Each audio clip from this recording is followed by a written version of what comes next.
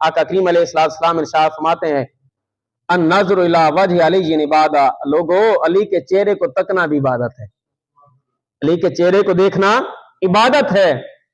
سیدہ عائشہ صدیقہ رضی اللہ تعالیٰ عنہ فرماتی ہیں کہ میں اکثر اپنے بابا جان کو دیکھتی تھی، جب بھی کسی مجلس میں بیٹھے ہوتے مولا علی کے چہرے کی زیارت کرتے رہتے تھے۔ تو میں نے ایک دن پوچھا ابا جان آپ بتائیں کہ جب بھی آپ کسی مجلس میں ہوتے ہیں مولا علی کے چہرے کو تکتے رہتے ہیں، وجہ کیا ہے؟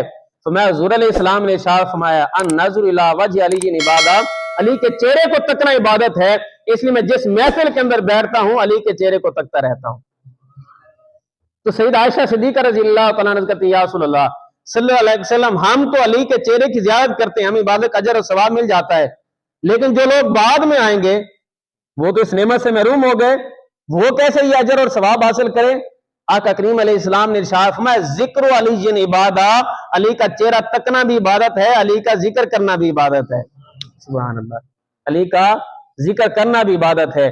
یہ مقام ہے مولا علی رضی اللہ تعالیٰ عنہ کا، آپ کو اللہ تبارک و تعالیٰ نے بڑا مقام مرتبہ عطا فرمایا۔